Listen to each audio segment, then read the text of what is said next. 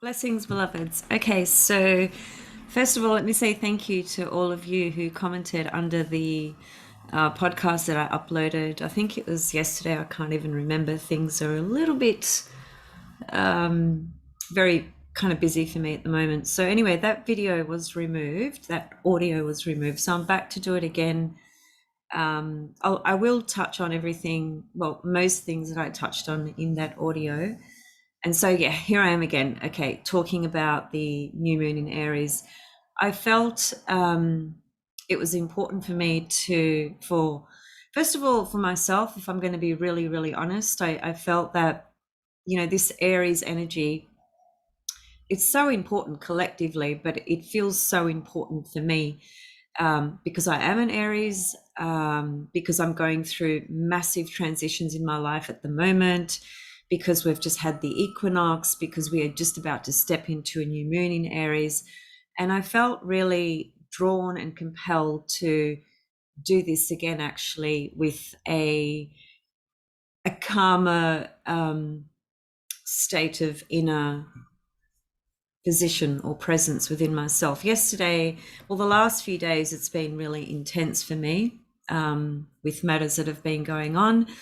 Now, I've managed to clear the background as much as I possibly can to kind of keep it not looking so cluttered. As you know, as most of you know, I am in the process of having to move. So anyway, it's good. If you saw that part of the house, you'd see there's loads of stuff going on there. That doesn't really matter. That's totally insignificant for what I'm here to share today.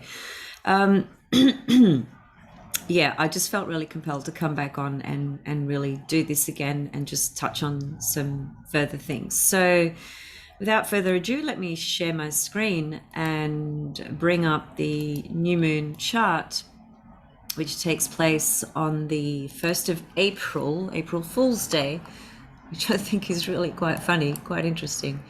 Let me just expand that just to about there. Okay, so this chart is cast for Melbourne, Australia. You would need to adjust it to your location, wherever that may be. The most obvious feature for this new moon, as I've already mentioned, but a lot of you didn't hear it anyway. I did get a few messages saying, I'm sorry I missed your video. It was no longer available, etc. So here I am again. You'll get to hear it now. So there's Chiron. That's a really important component to this new moon chart and the new moon journey over the next 4 weeks, really starting from the 1st of April. It'll be, late 29th of April, 29th of March, rather, 30th of March. Sorry, my mind's a little bit for those of you in the Northern Hemisphere. But for most of the world, it's going to be on the 1st of April. Now, this new moon actually sits in between Chiron and Mercury, right? So the new moon, in other words, is at the midpoint of Mercury and Chiron.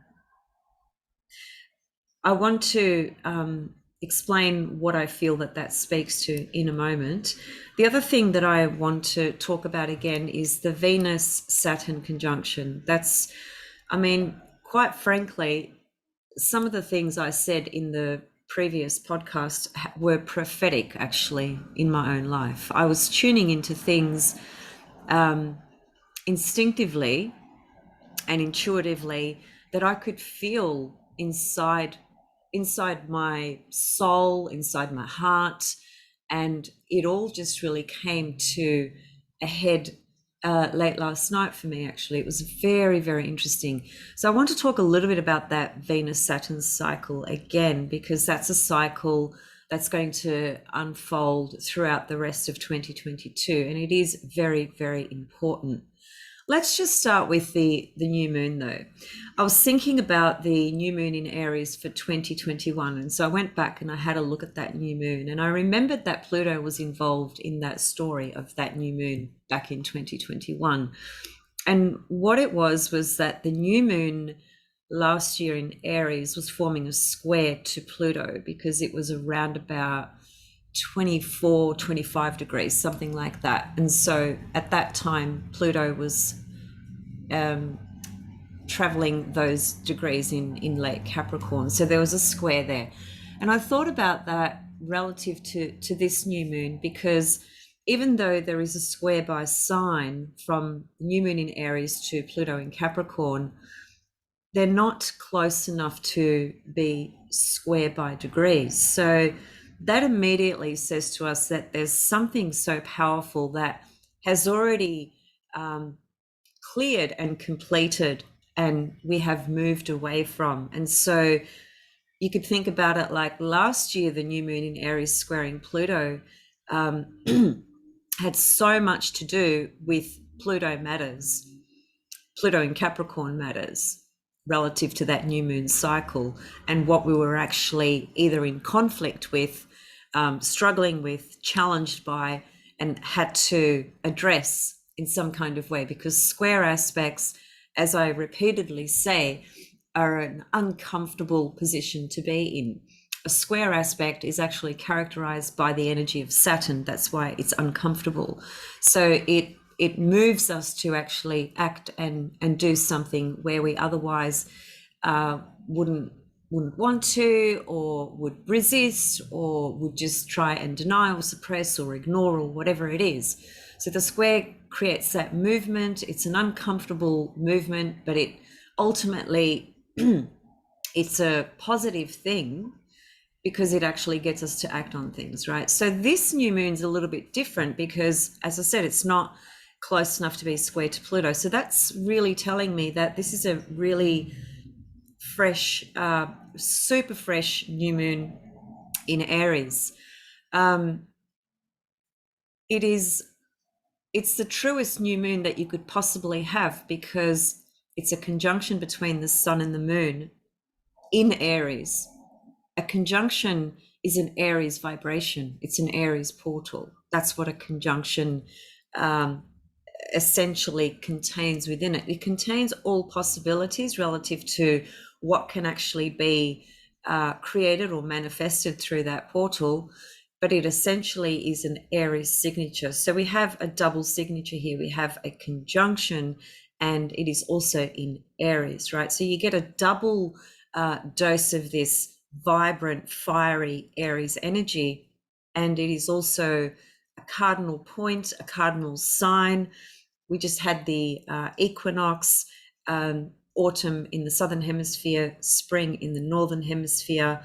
Aries is the first cardinal sign. The cardinal signs and points connect to the season. So this time right now with the equinox, with the new moon in Aries, is a true clear slate. It's a true clear pathway of initiation. Now, I say this a lot as well because it is true. It is not a new moon alone that can transform your entire life, as it were. The new moon, however, is a very powerful advocate or timer, because it is like a timer literally around the chart, that can activate other things that are actually playing out in the background, right? With bigger cycles relative to Pluto, Saturn, Uranus, etc.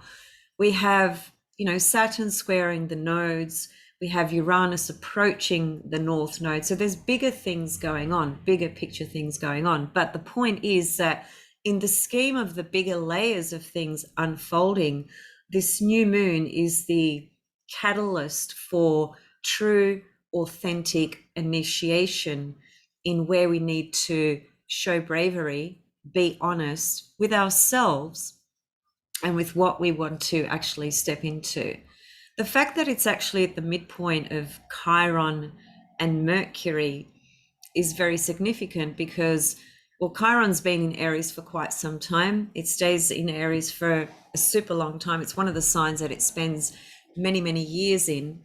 And so it recently just actually clicked over to 12 degrees. So it's, starting to kind of pick up a little bit more momentum, because we've had it at 10, 11 degrees for quite some time now, the last couple of years. So it's now into the 12th degree, and it's a new degree. It's moving forward.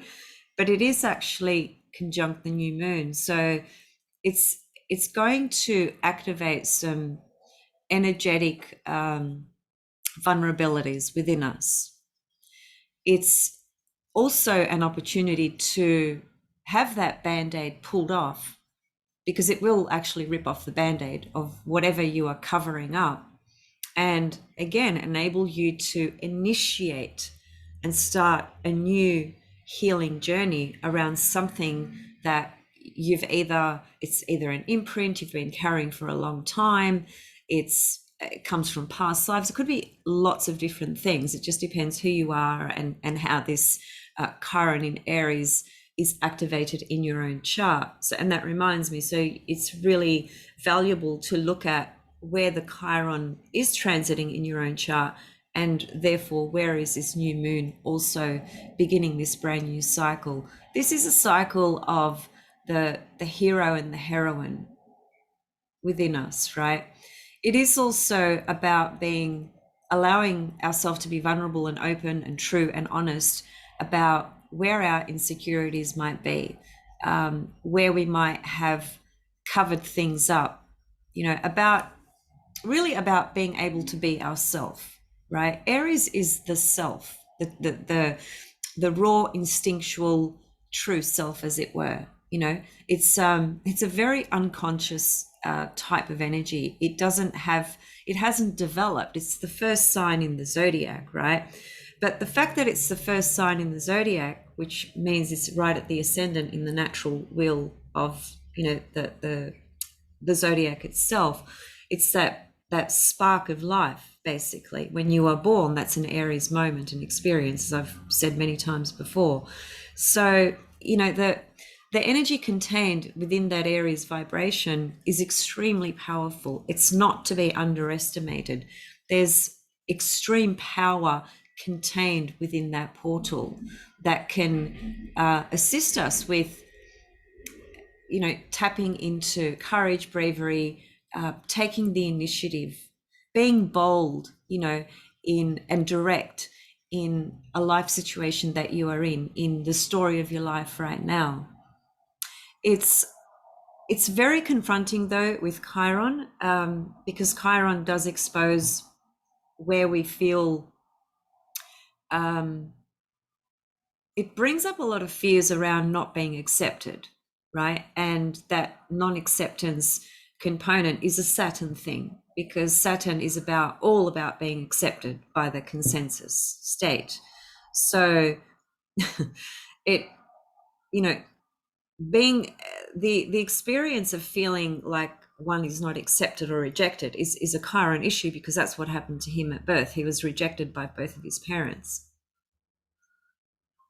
So the portal of Chiron being there with the new moon initiates a new journey around these kind of vulnerable issues where you haven't been able to really be yourself, where you feared not being accepted if you are yourself. And so this is the time, a really powerful time, to actually address that, to really be honest and raw and brave, and be comfortable enough within your own self to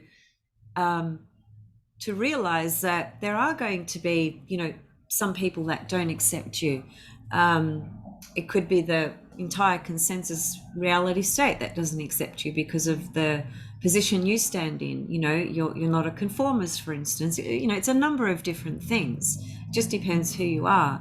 But it is a very powerful energy to do some alchemical, heart-centered work, to really clear some old debris out of your center, your soul, your body, your mind, your heart, everything. It takes you back into that innocence. Aries is a very innocent sign. It might be really aggressive because its ruler is Mars, and it can come off as really aggressive at times, but it's not a calculating, malice, premeditative type of sign. It doesn't have agendas and things like that going on. It's very pure and very innocent. and that raw, pure energy that lays there with Aries is an enormous amount of confidence and drive to basically to just step into something and push through it, because it's a brand new cycle to the most purest level that we could actually see relative to a new moon. So it's very powerful stuff. The Mercury there as well, I think, is quite interesting, because Mercury is always about our mind. It's about the communications that we have, whether that's with others or with our own self, because we have a mental dialogue, that's activated all the time, even in our sleep state. There's, mental things being circulated through by the unconscious and subconscious components. In fact, we work through most of our spiritual work, the deeper unconscious components. The spiritual work that we do when we're asleep it's very difficult to pinpoint or to even articulate, because there's a very powerful process of what goes on when we are asleep. We are on a soul level, we are always working through things actually when we are asleep. So there's a lot of powerful things on that level. But Mercury, connecting to the left linear mind on the sort of basic, mundane, everyday level, on a more spiritual level, let's say, because don't forget, Mercury is the esoteric ruler of Aries, right? And so if we take it from that perspective, it connects to godlike ideas or godlike mind. We can actually sort of go into a deeper space in our own mind to actually fuse more closely with God's mind, rather than our own egoic mind that is filled with insecurities and judgments and fears and so on and so forth. So there's a really powerful alchemical fire portal here being activated with Chiron, who, when we can step into the field of Chiron, which is really fucking hard to do, I'll be honest, it's really hard, it's really tough. It's very, very painful, deeply painful. But you can't know what it's like to purify yourself through fire if you don't walk through that fire. And so this is an invitation to step into that fire in order, metaphorically speaking, obviously, in order to really purify a lot of old stuff that's been there for a long time. And Chiron, once we activate the portal of Chiron with the honest and conscious intention to be, sort of face to face with what we fear, where we fear being rejected, not understood, judged for being who we actually are, when we can actually confront that honestly in a raw way, then the teacher of Chiron, the mentor of Chiron, is what comes through. And it helps you work through the layers and work ways through how you're going to give that medicine back to yourself, to heal, to have the confidence to be who you are. We are always becoming. We never remain the same. Admittedly, on the surface level, it might look like, some people never change at all. And some people kind of don't, in a way, on that external conscious level. But internally, there's always a lot that's shifting, changing, moving, and challenging every soul in different ways, right? So Mercury, being the esoteric ruler of Aries here, has an important voice through the mind of God. In other words, it can help you. Don't forget, Mercury is the one that connects all the dots. He's the messenger God. He was the one that had access to all the different levels of life, spiritually and physically. He had access to all the worlds. He was the one running around taking this message from that God and taking it to that God, in the underworld, in the middle sort of world, if you like, in the upper world, spiritual world, etc. So his He's quite a powerful god, Mercury. He has the key to unlocking into the entrance of all these different worlds, which is just a metaphor for our own mind, our own consciousness, and our internal world and understanding, and our external perceptions, if you like. So Mercury is a powerful activator here. And literally, a day later, I think it is, about a day and a half later, there's a Mercury Sun Cazimi conjunction.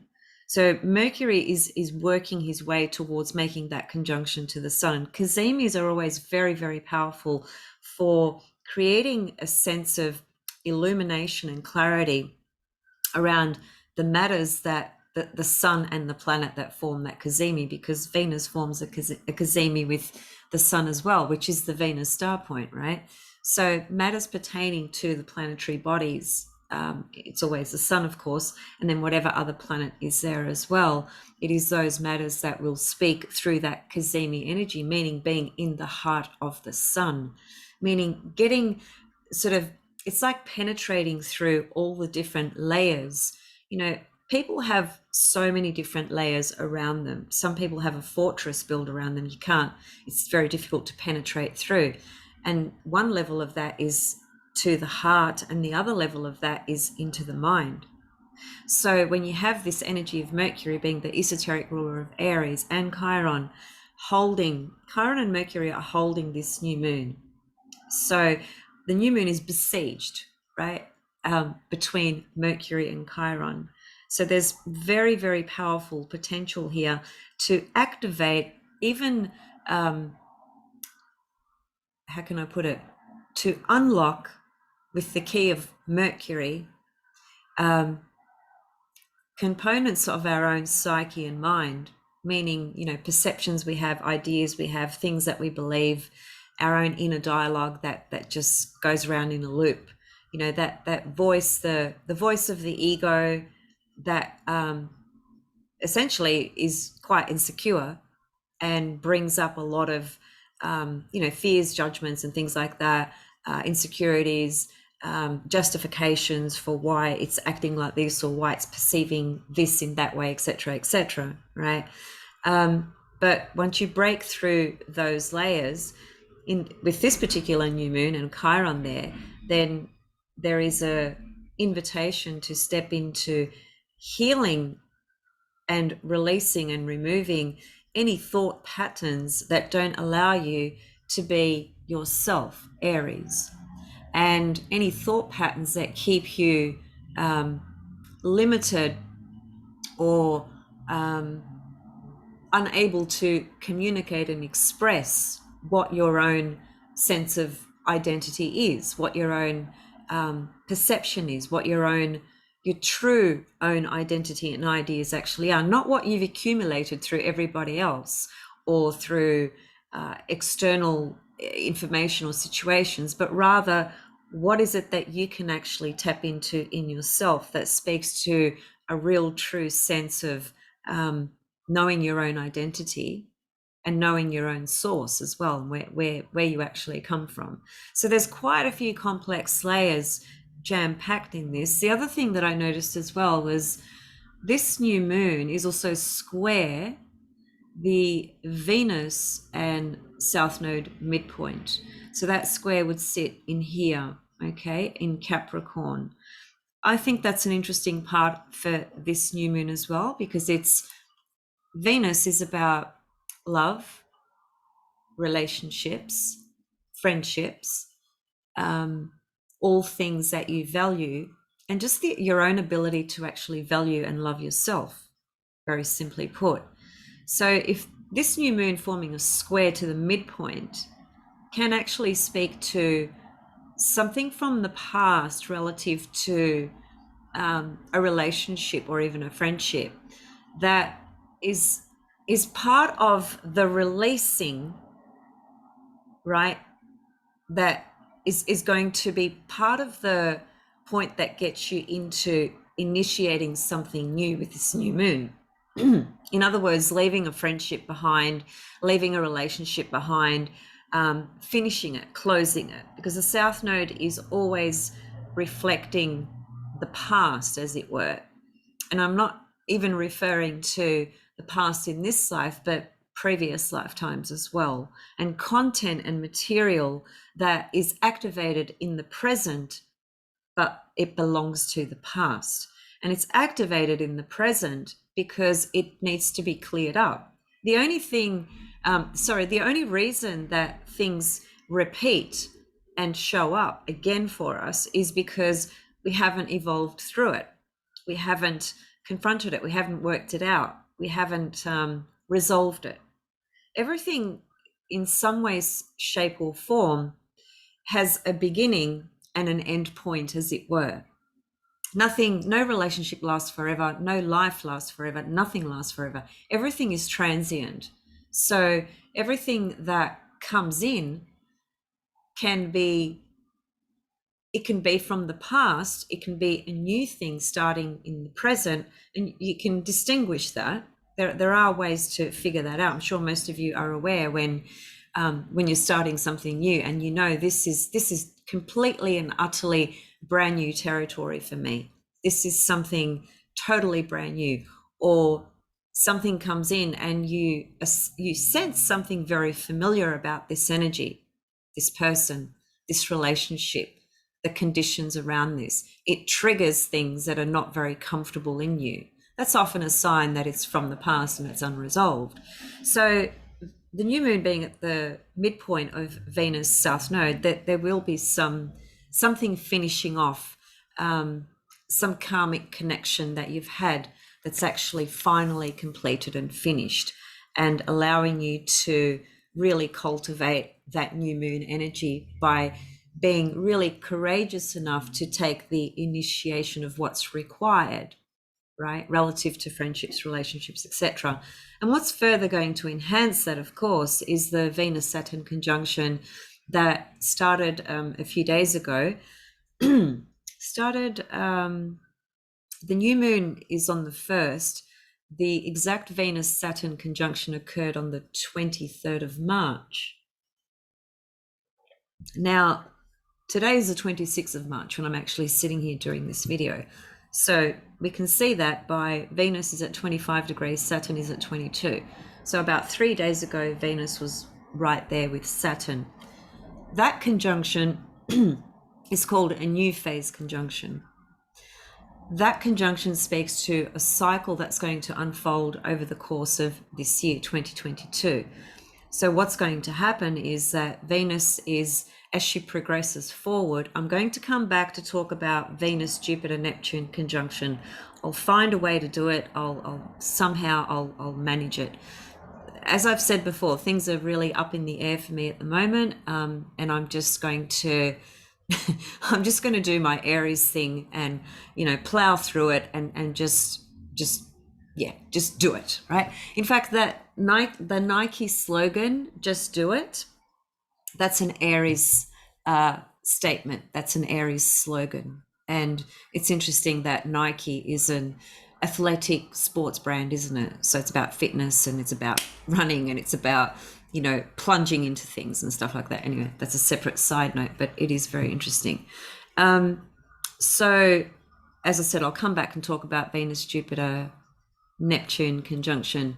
Venus is going to reach Taurus, 19th of June.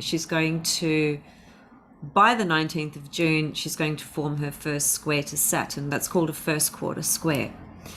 Then by 29th of August, she's going to be in Leo, so she's going to form an opposition to Saturn. In November, by the 1st of November, she will be in Scorpio, so she's going to be forming her last quarter square to Saturn. And then by, January 2023, Venus will come all the way back around here again into Aquarius and form another conjunction to Saturn, but it will not repeat the same cycle that we are looking at now, because by March, the 8th of March, Saturn ingresses into the sign of Pisces. So let me just back up. This cycle of the new phase conjunction between Saturn and Venus is highly crucial for a couple of reasons. First of all, it's a new phase conjunction, number one. It occurs with Saturn. Saturn is the ruler of Aquarius, where the conjunction occurs in terms of Venus and Saturn both being in Aquarius. The Venus star point that occurred on the 8th of January was at 18 degrees of Capricorn, another Saturn ruled sign. So we have a double theme of Saturn Venus stories, growth, development, because growth and development is always Saturn. So we have a double story being played out by, mirrored through the Venus star point in Capricorn, ruled by Saturn, and then a Venus-Saturn conjunction, new phase conjunction, beginning in one of Saturn's sign as well. So there's a very powerful message here that cannot be denied, as it were. And it really does speak to getting clear and sober about our perspective on the friendships and relationships that we have in our life. So it can be clearing out connections relative to relationships or friendships that you've had for a very long time, 6 months or 12 months. It could be years and years and years. It could be connections from the past, as in a relationship that you are in or a friendship that you have that belongs to past life connections that you've had with this individual. There would be a number of different things that would be pointing to that in your chart as well. It can't just be this per se, but just generally speaking, for everybody on a general sort of level, it is speaking to getting very, very clear about where you are investing your energy. Who are you giving your love to? Venus. Where are you giving worth and value in your relationships? It's really about getting so honest and realistic about that, right? And so, a lot of people get caught up in loops and cycles of repetitive themes in relationships, repetitive behavior, dysfunctional behavior, lots of different things, addictive behavior, so on and so forth. Well, this Venus-Saturn conjunction is going to give you the realistic perspective of these relationships. And it is an opportunity to cut and separate from any relationships that you have outgrown. And it's not about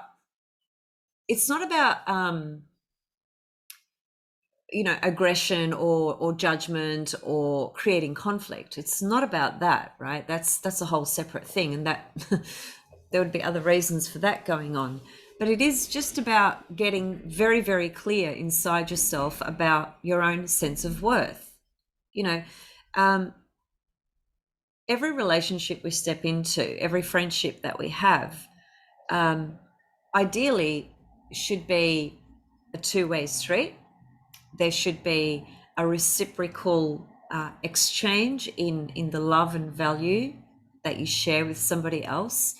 And it should also be enabling you to grow and to be yourself as well. And if it doesn't have those layers in there, then it's time to actually look at that and question why you are still there.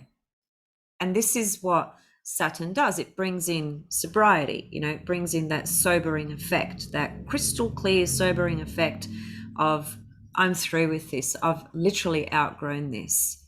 My pathway, my energetic frequency, whatever, is somewhere here, and that particular relationship brings me back down to here. So why am I still there? It is about recognizing these things ourselves and taking responsibility to initiate and to create the change that we are ready for. It's not about making decisions and changes for others. We need to allow others to make their own decisions and their own choices, right, in their journey. But we have to be responsible and accountable for our own journey and the decisions we are making on that journey. And again, Venus Saturn is really a very cold, rude reminder, if you like, of where you are actually injecting love. What are you injecting love and value into? And also being very clear about your own sense of self-worth and love. Really, really looking at that realistically, which then it helps us address, right? Perhaps, certain themes or certain types of people we keep drawing and attracting in. Why do we keep attracting that person? What's the repetitive theme here? How do I play a part in that storyline?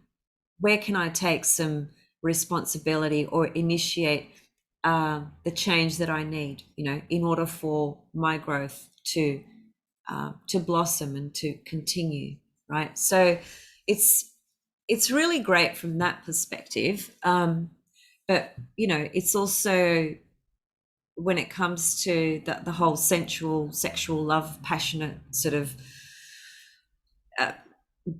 delicates of life, if you like, the sensual pleasures, which is Venus. This is a really kind of a territory that's not about that.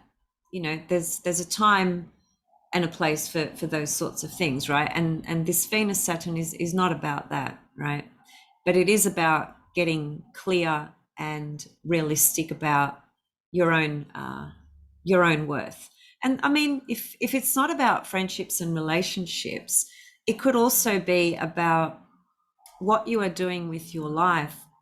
Let's say creatively, for instance, or let's say that you are a person who no longer wants to work for somebody else, and you want to start, your own sort of business from home. It could be anything. If it's astrological work, it's astrological. If it's mentoring, if it's therapeutic work, if it's group work, women's group work, whatever. There's so many different things that people can do and want to do. And so this is a really powerful new cycle to help you establish and get really clear about your own worth relative to what you might charge for somebody, relative to the work that you do with them. Your services, in other words, have a particular worth and value, and it is about getting clear, crystal clear about that as well, and realistic too, right? Not sort of being lost with some Neptune ideal, and or not being sort of lost in the background where you don't feel confident or worthy enough to say, you know what, my time and my skills and what I'm able to give to you is worth this much, as it were.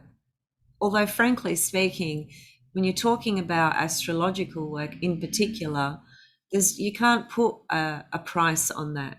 If you are working with a really good astrologer who is really authentic and really knows their stuff, and is working with you for everything that's best for you in every possible way, you couldn't pay them enough. Money's got nothing to do with it. But people who work professionally on an astrological level, that becomes their bread and butter, right? And they too have to survive, so they have to put some kind of number around that, as it were.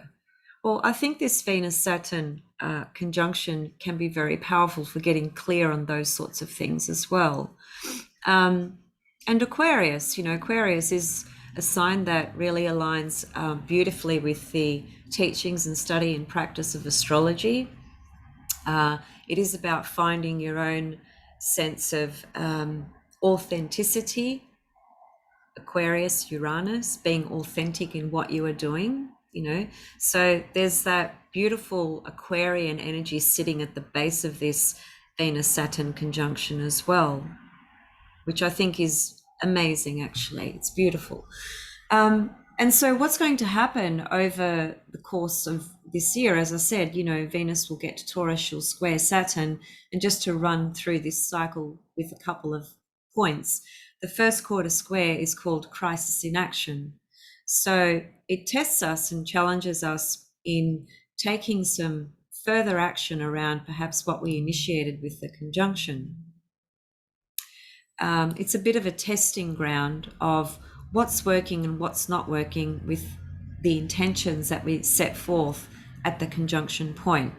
So if the conjunction occurs, you know, 23rd of March, which it does, and the first quarter square occurs 19th of June, there's a few months there, right, where things will just kind of start germinating and slowly growing. And then at the first quarter square, there's a tension point of what is actually working about this idea, these things that I intended or started, and what actually isn't. So it's a square, it provokes some tension, and therefore it provokes action, right? So a few months later, around about in August, then when Venus is in Leo, she's going to form her opposition to Saturn. And in that part of the cycle, you have an opportunity to actually see the surroundings of what you've been creating and building relative to Saturn Venus things. You get to see in full light what's going on with this, what's actually developed through this, what's been created. So the square doesn't show you those details. It just gets you to act through a sense of stress and pressure to act on something that isn't quite working. The opposition is the point of illumination and clarity. And the opposition, and this is not mentioned hardly anywhere, but this is the way it is in my understanding, the opposition can also be a time where you finish something, you stop it there actually.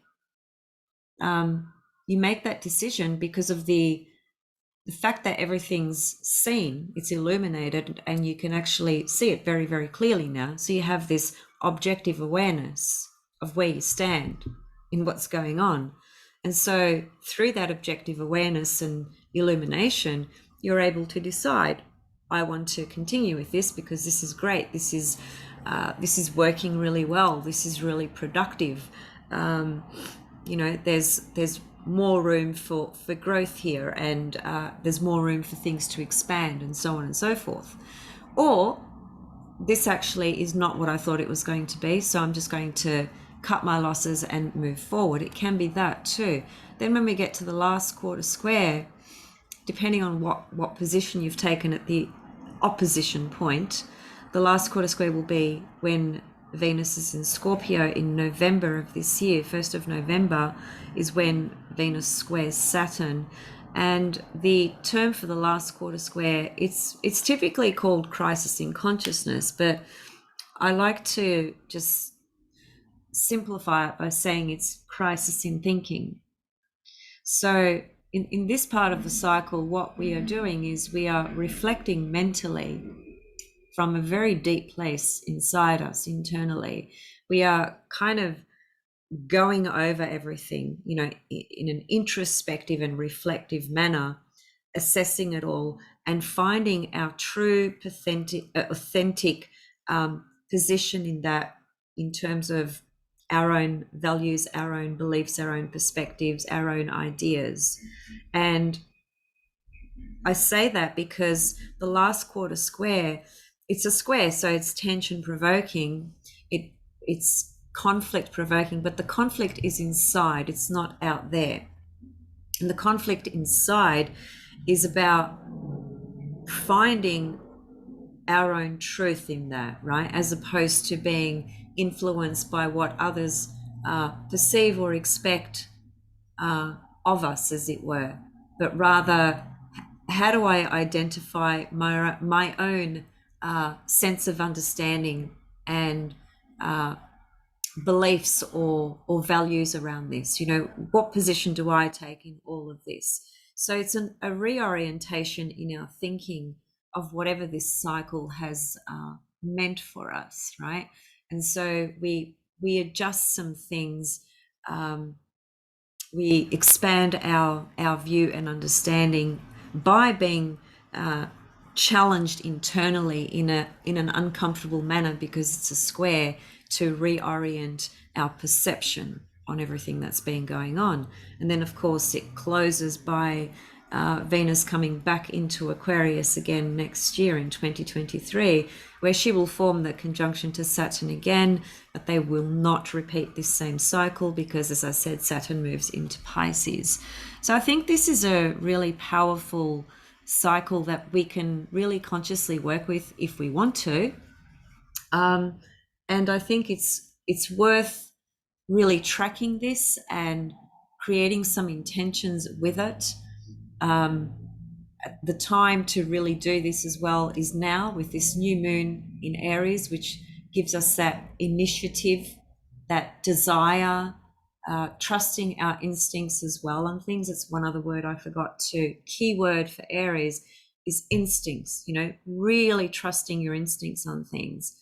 I know that my instincts are so damn strong to the point where I actually end up being blown away with just how strong my instincts are. And I'm not exaggerating. It's just, it's really been like that my whole life. But the last 10 years, they've just, it's like I've had this tool and I've been sharpening them, and they're just really just spot on at the moment. Have been for a while. So I'm a really, I feel a very strong sense of connection to instincts and trusting those instincts. I am an Aries, so my instinctual nature is very, very strong. This new moon speaks to that as well. It's Aries. It's about your instincts, gut feel on things, you know, go with that. Never mind what is said out there, as it were, you know, somebody else's perception or, judgment, or they might have a different idea to you, whatever it is. It doesn't really matter. It always comes back to trusting your own instincts, trusting yourself, believing in yourself, and finding that brave, courageous, Aries spirit to begin whatever you need to begin, to start that new journey. And this couldn't be a more beautiful portal for all this to be amplified, so that we can integrate with this energy. You know, it's equinox, sun moving into Aries, in other words, springtime for those of you in the Northern Hemisphere, and this gorgeous, powerful new moon in Aries.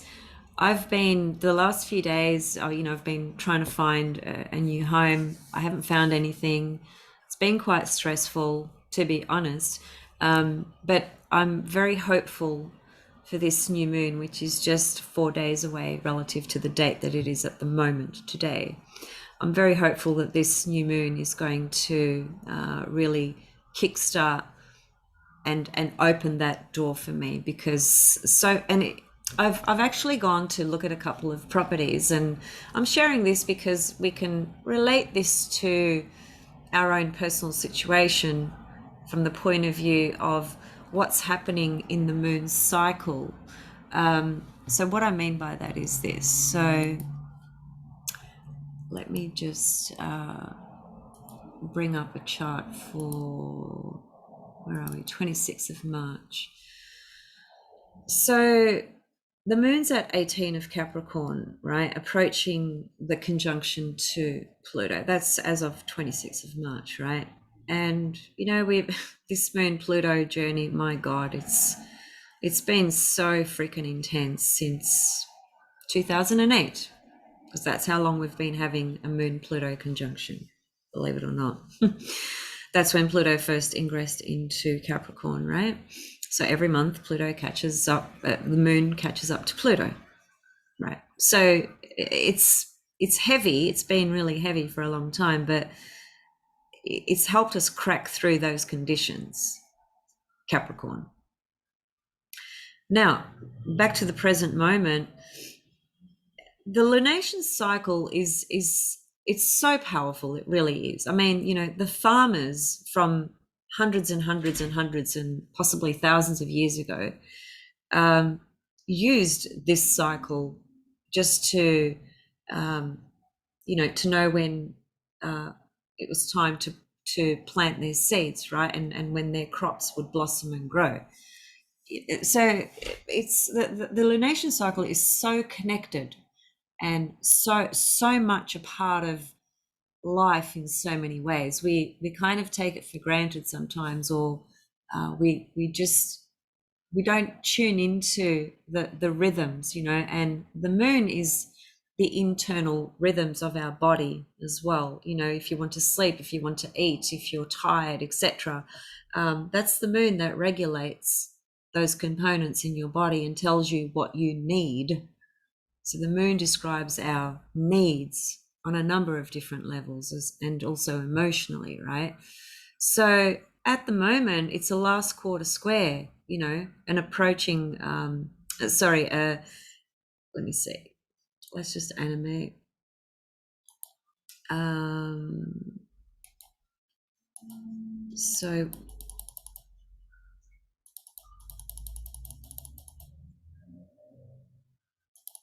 So basically around about here. So yesterday, in other words, the moon is forming an applying square to the sun, right? So that's a last quarter square. Because how do we know that? We know that because the moon is approaching the sun, preparing to create this new moon that I've just been talking about the last half an hour or so. So in the last quarter square, what do? It's not a time to act. There's a reorientation in our thinking. In the same way that I described that about the Venus-Saturn cycle, it's the same principle. It's the same cycle that's just seen through any combination of planets.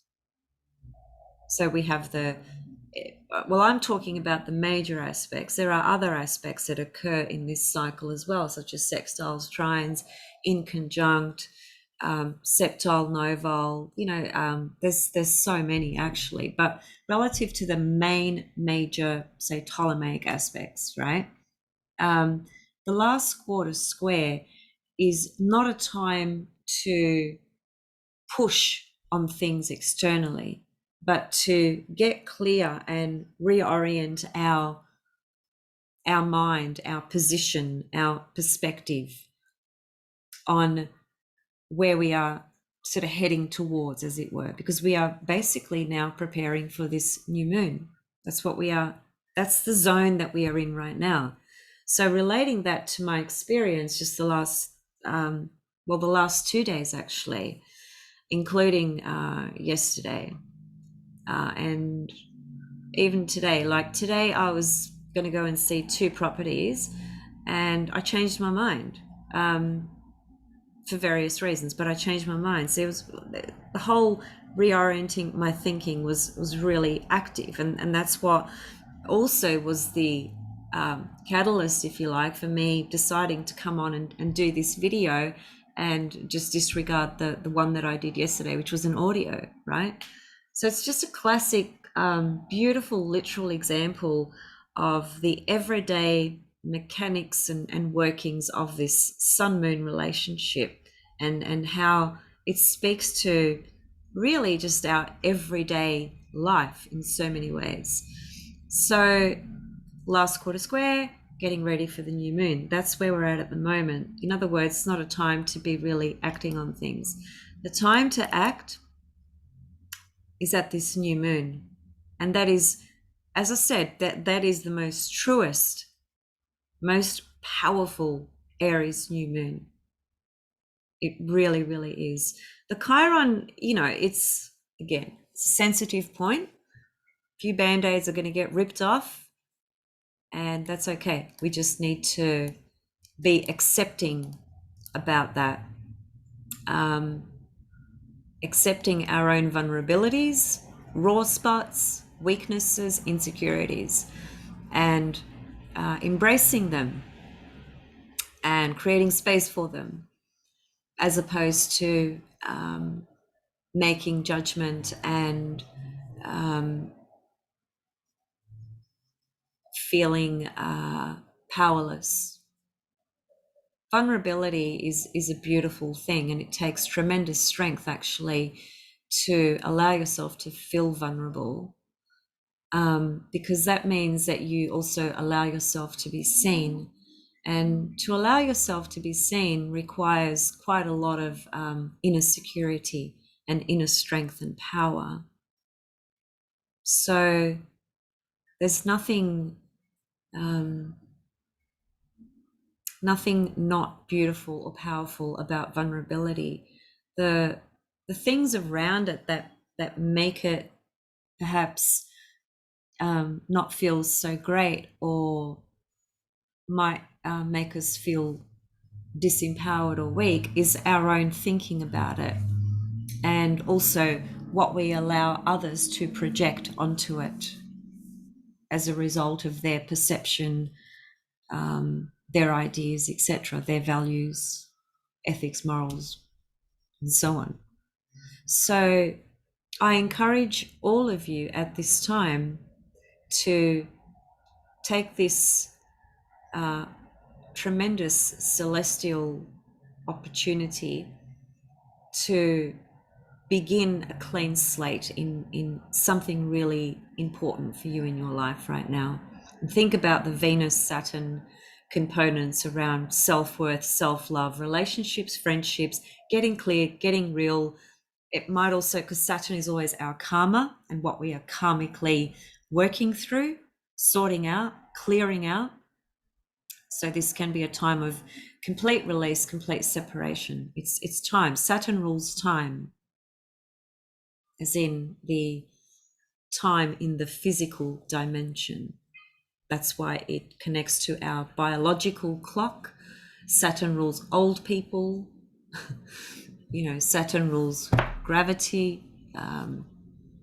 It corresponds to age, right? The fact that we grow old is because of Saturn.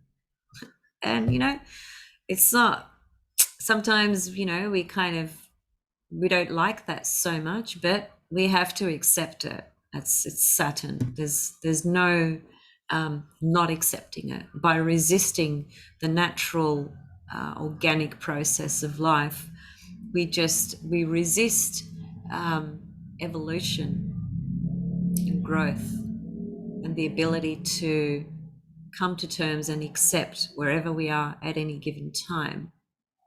So lots of valuable lessons here with Saturn, Venus. Valuable being Venus. Venus is value, and lessons is Saturn. New moon with Chiron, Mercury. Let the mind of God speak through what your true identity is really about, your true worth is really about. Let Mercury help you unlock those chironic, painful spots inside, to be cleansed and purified through the spectacular rebirthing energy of Aries, being a fire sign. So I think I'll leave it there and wait for this to go by.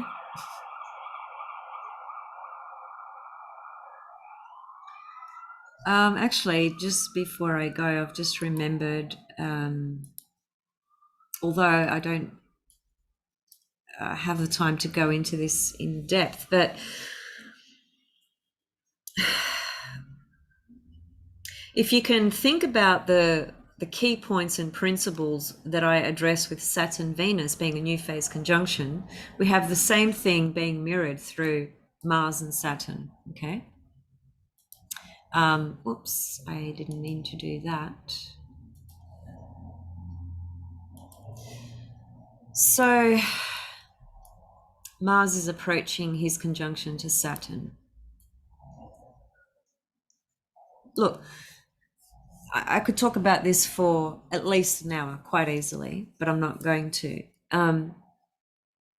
Here's the things that I'll say. Think of the cycle in the same way relative to new phase conjunction, first quarter square. It's going to happen in the same signs as Venus went through or is going to go through with Saturn.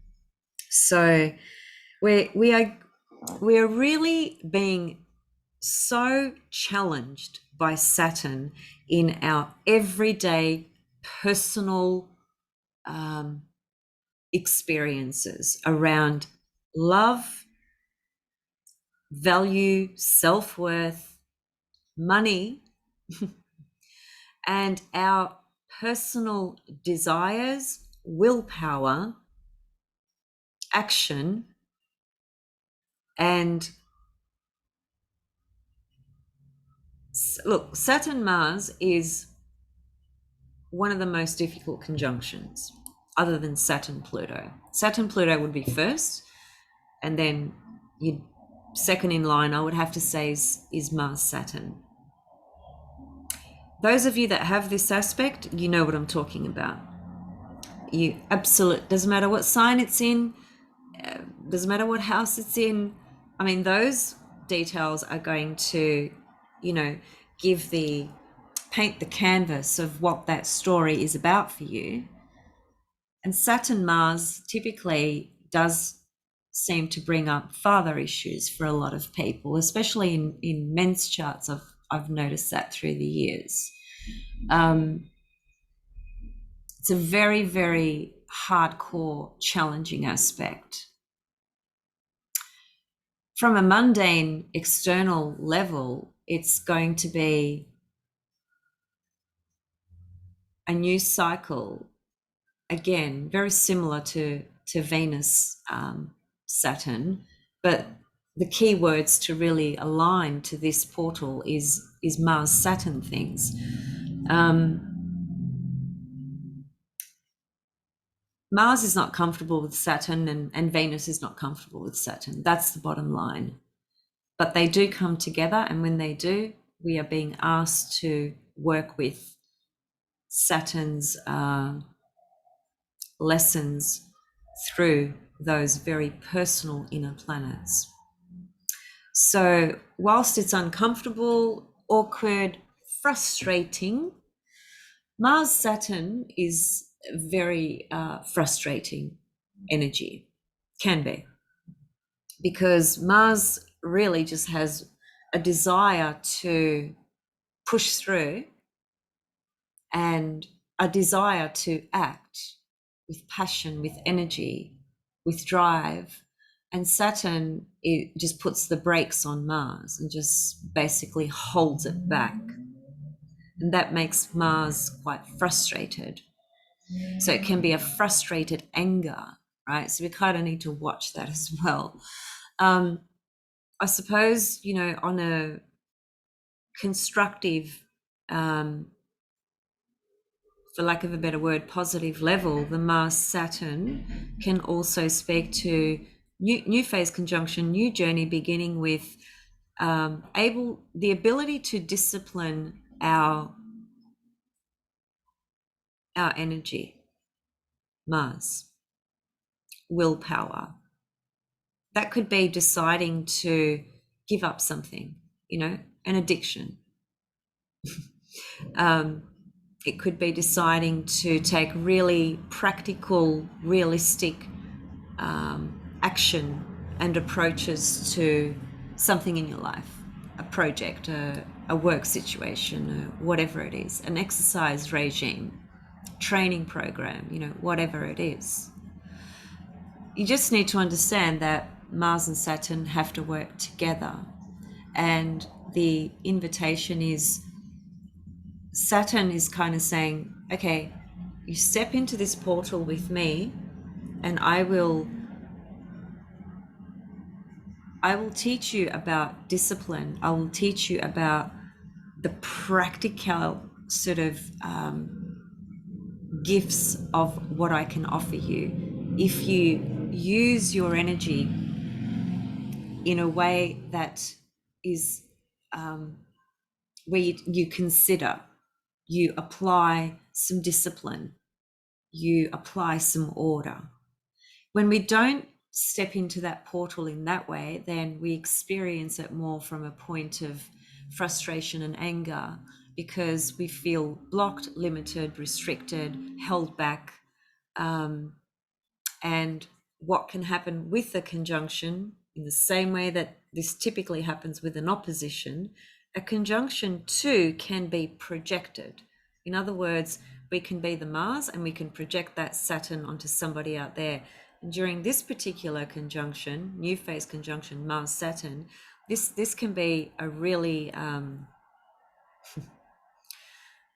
bit of an explosive sort of energy, reaction to what appears as restrictive or limiting from what's coming out there. Saturn, consensus reality, authorities, whatever it is. Father, husband, boyfriend. Could be any of those things. So we really need to focus on the integration internally of this Mars Saturn. And it just basically, very simply, it's like, well, okay, I've got to be accountable, responsible, realistic about my goals and my actions moving forward in this particular story, situation, whatever it is, right? So have a look at again, it's going to be in the same house where the Venus Saturn conjunction occurs. So that's, that is freaking super interesting. Venus Saturn new phase conjunction, Mars Saturn new phase conjunction, all in the same house. That speaks volumes to that area of your life. Volumes. I'm thinking just about my own chart. That's all happening in my first house, all of it. Venus, Saturn, Mars, Saturn, all there in my first house. So I couldn't begin to tell you just so how bang on it is relative to what's going on for me at the moment. It's just phenomenal, actually. Okay, so yeah, I think I will leave it there, and I'll see you guys when I can see you again. As I said, I'm not sure how things are going to kind of unfold over the next few weeks for me, but I'll just kind of see how I go and keep you guys updated as well. Happy new moon, and really take advantage of this alchemical fire, spirit, courage, initiative energy, to step into something that you might in the past have felt a lot of fear around that. Remember, Aries is fearless. It's truly fearless. Once you get into that Aries, that Aries center, that Aries energy, nothing is impossible. So make the most of it, and see you guys soon. Much love, and thanks for listening.